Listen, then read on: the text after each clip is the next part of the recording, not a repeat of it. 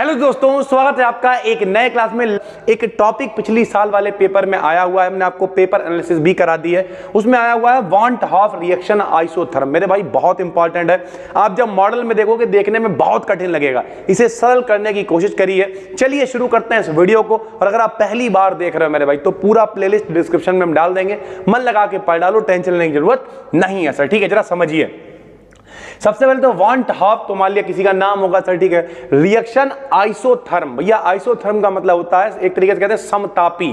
तो मतलब हम लोग इसमें क्या करेंगे, टेम्परेचर को कांस्टेंट रखेंगे और टेम्परेचर को कांस्टेंट रखते हुए हम लोग क्या करेंगे, एनर्जी निकालेंगे भैया। इसलिए हम लोग इस्तेमाल कर रहे हैं वांट हाफ आइसोथर्म का। ठीक भाई, इसके लिए हमने क्या करा, सपोज अ गैसियस रिवर्सिबल रिएक्शन। हमने एक रिवर्सिबल यानी उत्क्रमणीय अभिक्रिया मानी। अनुत्क्रमणीय क्या होती है भैया, जो एक डायरेक्शन में होती है।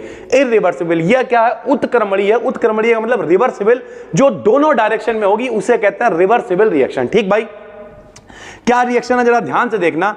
ए को बैलेंस कर रहा है ए, बी को बैलेंस कर रहा है बी, सी को बैलेंस कर रहा है सी और डी को बैलेंस कर रहा है डी। क्या मतलब इसका है, इसका मतलब जैसे हम लिखते हैं भाई N2 प्लस 3H2, तो H2 कितने होते हैं, 3। वैसे यहाँ पे B जो है वो कितने हैं, B, A जो है वो कितने हैं, A, C जो है वो कितने हैं, C और D जो है वो कितने हैं, D है। यानी A ने क्रिया करी B से, इज द रिवर्सिबल बनाया C प्लस में मेरे भाई D। ठीक है, ये अपने पास एक इक्वेशन है जिसका हम आगे चल के इस्तेमाल करेंगे। अब ध्यान से देखना, हम लोग जानते हैं वी नो दैट G बराबर होता है H माइनस TS। सर जी ये G क्या है, G माने होती है गिब्स एनर्जी। क्या होती है, गिब्स ऊर्जा। तो भैया G बराबर होता है H माइनस TS, H होती है एंथैल्पी और H बराबर होता है U प्लस PV। तो हमने क्या किया, G ऐसे लिख लिया, H की जगह पे U प्लस PV लिख दिया, माइनस का TS लिख दिया। यहां पे थोड़ा सा मॉडिफिकेशन हम लोग और करेंगे। कैसे करेंगे भाई, इसका हम लोगों ने डिफरेंशिएशन कर दिया। जब कभी डिफरेंशिएशन करेंगे तो G क्या हो जाएगा, DG हो जाएगा, U क्या हो जाएगा, DU हो जाएगा। और PV में भैया जब दो फंक्शन चल रहे हो तो डिफरेंशिएशन कैसे होता है, first function differentiation of second function plus second function differentiation of first function. अगर किसी को नहीं पता है, कोई केमिस्ट्री वाला है, मान लो उसे नहीं आता डिफरेंशिएशन, हटाओ यार, पहले को रख लिया, बी के आगे डी लगा दिया, यानी पहले को रोका दूसरे का डिफरेंशिएशन कर लिया, प्लस दूसरे को रोका पहले का डिफरेंशिएशन कर दिया, बात खत्म। डिफरेंशिएशन मतलब डी लगा दिया आगे। ठीक, ऐसे माइनस का निशान लगा दिया, पहले को रोका दूसरे के आगे डी लगा दिया, माइनस चल ही रहा है, दूसरे को रोका पहले के आगे डी लगा दिया। तो इस तरीके से मेरे भाई हमने इस इक्वेशन को ठीक कर लिया। ठीक, अब हमने क्या करा, अब हम इसे थोड़ा और ठीक करेंगे। कैसे ठीक करेंगे, हमने लिखा कि भैया पहला जो नियम होता है थर्मोडायनामिक्स, ऊष्मागतिकी का पहला नियम भैया Q बराबर डेल्टा U प्लस W आपने पढ़ रखा है। Q बराबर डेल्टा U प्लस W आपने पढ़ रखा है। तो भैया नियम क्या होता है, DQ बराबर डेल्टा U या DU प्लस का PdB। सर जी W की जगह PdB कैसे आ गया, W बराबर होता है दाब आयतन ऊर्जा की, यानी PdB के बराबर वो होता है भाई। ठीक, उसके अलावा DQ अपान T बराबर DS होता है, एंट्रोपी का मान Q अपान T के बराबर होता है, ये भी रिलेशन होता है। T को भैया इधर भेजा तो DQ बराबर क्या आ गया, TdS आ गया। यानी अपने पास DQ के दो मान आ गए, एक DQ का मान DU प्लस PdB आ गया, एक DQ का मान TdS आ गया। जो अपनी समीकरण देखो यहां चल रहा DU प्लस PdB, एक तो ये DQ बन जाएगा, TdS एक JDQ बन जाएगा, DQ से DQ कैंसिल हो जाएगा। कैसे होगा जरा देखो भाई, मान रख दिया क्वेश्चन 3 में, ये देखो यहाँ पे DQ बन गया, या और ये जो TdS है ये भी क्या बन गया, DQ, और DQ का मान TdS है, तो भैया DQ से DQ कैंसिल हो गया। ये कह सकते हैं TdS से TdS कट गया भैया। ठीक, TdS कट गया भाई।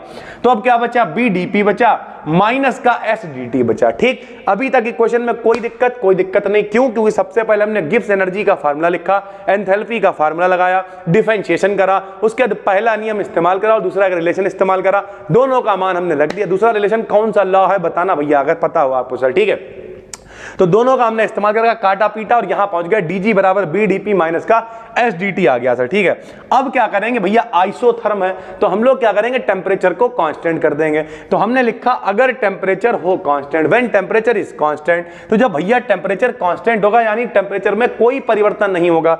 DT का मतलब टेम्परेचर में परिवर्तन, हम कह रहे टेम्परेचर कांस्टेंट है मतलब टेम्परेचर में परिवर्तन नहीं होगा। तो जब टेम्परेचर में परिवर्तन नहीं होगा तो ये जीरो हो जाएगा, परिवर्तन जीरो, और परिवर्तन जीरो मतलब ये पूरा टर्म क्या हो जाएगा, जीरो। जब पूरा टर्म जीरो हो जाएगा यानी DG का T टेम्परेचर कांस्टेंट में मान कितना बचेगा, BdP बचेगा। ठीक भाई, अब BdP मेरे पास बच गया। हम लोगों ने गैस समीकरण पढ़ी हुई है, क्या समीकरण होती है बताओ, PV बराबर RT। क्या होती है, बोला करो यार भाई साथ में, PV बराबर क्या होती है भाई, RT होती। तो B का मान कितना आ जाएगा, RT बटे में P आ जाएगा। B की जगह पे क्या रख दिया, RT बटे में P रख दिया सर, ठीक। अब ये क्या D चल रहा है, D का मतलब थोड़ी एनर्जी है, तो अगर कोई कहे भैया टोटल एनर्जी निकालो तो D हटाना पड़ेगा। तो टोटल चेंज इन एनर्जी के लिए हमने इसका इंटीग्रेशन यानी समाकलन कर दिया। कि बायोलॉजी वाले बच्चों को लग रहा होगा क्या अपकलन समाकलन कर रहे हो भाई, अगर कोई छोटी वैल्यू है उसका बड़ा मान निकालना है तो हम लोग उसका समाकलन कर देते हैं। सबने 12th क्लास में गॉस की प्रमेय लगाई है, बहुत सारी चीजें करी, तो इतना आपको पता होना चाहिए भाई, ठीक। नहीं पता तो हम बता दे रहे हैं। समाकलन के लिए इसे सांप का निशान लगा देते हैं, ठीक है, और जो D चल रहा होता है उसे हटा देते। तो यहां बचेगा खाली G, RT नियतांक है, और 1/P का समाकलन होता है log P। ये ln का मतलब नॉर्मल लॉग है, P लिखा हुआ है, प्लस का C यानी एक इंटीग्रेशन कांस्टेंट लगाते हैं। जब भी कभी समाकलन करते हैं तो साथ में एक नियतांक लगाते हैं। हमने लिखा जब P का मान 1 atm होगा, यानी प्रेशर अगर 1 atm हो, atm का मतलब एटमॉस्फेरिक प्रेशर, यानी दाब जो है वायुमंडल का वो कितना होना चाहिए, 1 वायुमंडलीय दाब होना चाहिए। तो जो C कांस्टेंट है वो G डिग्री के बराबर हो जाएगा। सर जी G डिग्री क्या है? G डिग्री है स्टैंडर्ड फ्री एनर्जी। G माने सिर्फ गिब्स फ्री एनर्जी और G डिग्री माने standard Gibbs free energy sir, ठीक है। तो ये स्टैंडर्ड हो जाएगा। स्टैंडर्ड का मतलब क्या भैया, हमने मान रखा है कि P का मान 1 है, यानी ये मानक है ना, मान रखा हमने, तो तब C का मान G डिग्री के बराबर हो जाएगा। तो हमने यहां पर रख दिया भैया G डिग्री। तो ये इक्वेशन क्या हो गई, G बराबर G डिग्री प्लस का RT log P। ये तो हमने हमारी नॉर्मल इक्वेशन आ गई। कोई कहते सर जी GA का मान बताओ, तो बताओ क्या होगा, GA बराबर GA degree plus RT log PA, ठीक है।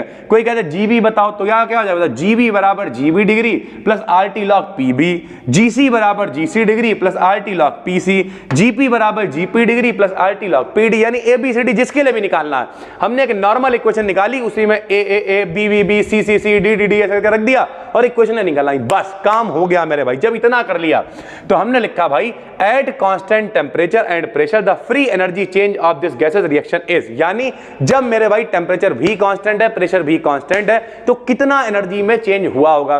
कोई भी जब अभिक्रिया होती है भाई, तो अभिक्रिया में जो लोग क्रिया कर रहे होते हैं, जैसे अभी अपने पास अभिक्रिया में A और B क्रिया कर रहे हैं, C और D बन रहा है, तो A और B जो क्रिया कर रहे हैं मेरे भाई वो अभिकारक हैं। अभिकारक मतलब क्या है, रिएक्टेंट है। जो बन रहे हैं C और D, वो C और D क्या है, प्रोडक्ट है, यानी उत्पाद है मेरे भाई।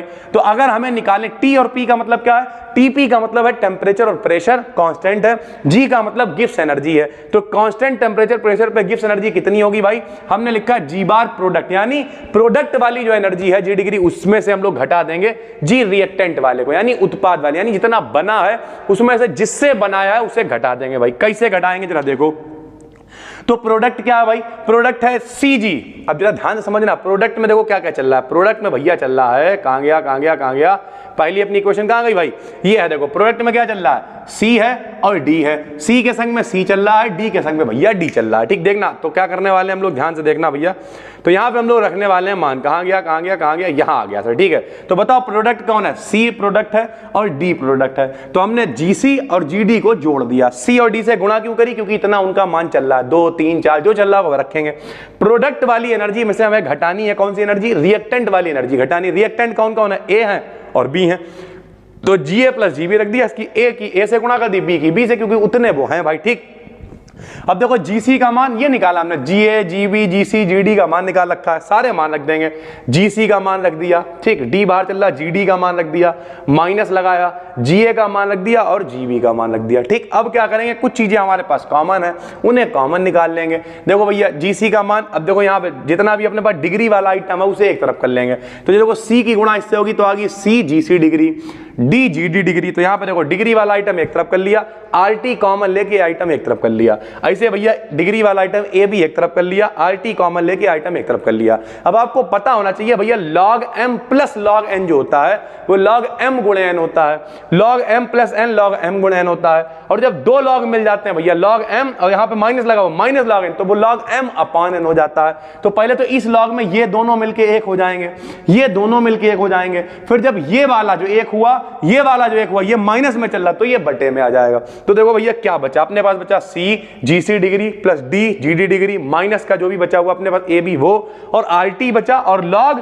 ऊपर वाला मिलके एक हुआ, नीचे वाला मिलके एक हुआ, फिर दोनों मिलके एक हुआ, क्योंकि माइनस था तो भैया बटे में आ गया PC की पावर C PD की पावर D अपॉन PA की पावर A इंटू PB की पावर B। अगर हम लोग इसे सही से लिखें भाई तो ये क्या है बताओ, ये क्या है बताओ, ये सी जी जो भी नौटंकी लिखी हुई है ये सब क्या है, ये प्रोडक्ट की एनर्जी है।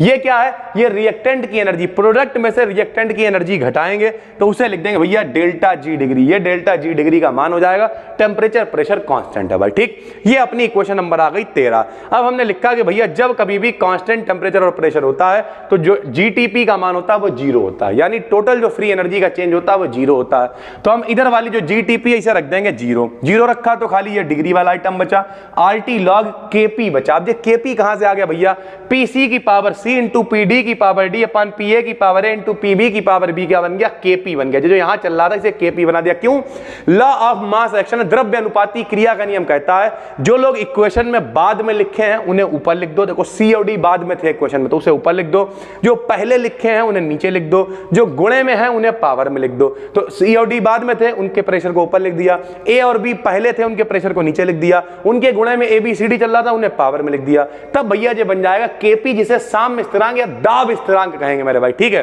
तो दाब स्थिरांक बना तो इसकी जगह पे केपी रख दिया मेरे भाई, जो मान हमारे पास चल रहा था। तो डेल्टा जी डिग्री टीपी का मान कितना आ गया, आरटी लॉग पी माइनस में, ठीक। ये एक मान आ गया, इस मान को दोबारा से उठा के भैया इक्वेशन 13 में रख देंगे। जीटीपी ऐसे ही चलेगा, इसका मान हमने निकाल लिया तो इसका मान रख देंगे, ये देखो इसका हमने मान रख दिया माइनस का आरटी लॉग पी प्लस में आरटी जो पूरा चल रहा था वैसे उतार दिया। ये हो गई इक्वेशन नंबर 15। तो जो इक्वेशन नंबर 14 है जिसमें हमने डेल्टा जी डिग्री का मान निकाला है, इक्वेशन नंबर 15 जिसमें हमने मान रख के नई इक्वेशन बनाई है, ये यही दोनों कहलाते हैं वांट हाफ रिएक्शन आइसोथर्म। इनकी सहायता से हम एनर्जी को कैलकुलेट कर सकते हैं। कंडीशन है टेम्परेचर मेरे भाई कांस्टेंट है और प्रेशर भी हमने एक स्टैंडर्ड मान रखा है, ठीक है। तो उम्मीद करते हैं थोड़ी सी वीडियो शायद बड़ी हो गई हो, समझाने में कोशिश की है बिल्कुल आसान रखने की।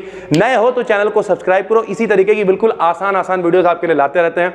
पूरी चीजें हमने डिटेल में प्लेलिस्ट में पढ़ाई हुई हैं। उसके अलावा अपने और भी चैनल है जैसे बी डिकेड बीएससी पे फिजिक्स आपके लिए लेके आ रहे हैं, इसकी ये पीडीएफ आपको Telegram B decade BSc channel पर भी मिलेगी। ठीक है, हम मिलते हैं आपसे एक और वीडियो में, तब तक के लिए धन्यवाद, थैंक यू। और अगर पहली बार देख रहे हो तो जो डिस्क्रिप्शन में प्लेलिस्ट है देख डालो पूरी अंधाधुंध, और थोड़ा बहुत पैसा है तो जाके एप्लीकेशन को डाउनलोड कर लो, वहां पे जाके देख डालो, बस देख डालो, पढ़ो मन लगा के। चलिए सर, थैंक यू। इंस्टाग्राम पे बी डिकेड को फॉलो करो, वहां पे अपडेट मिलती रहेगी। चलिए सर।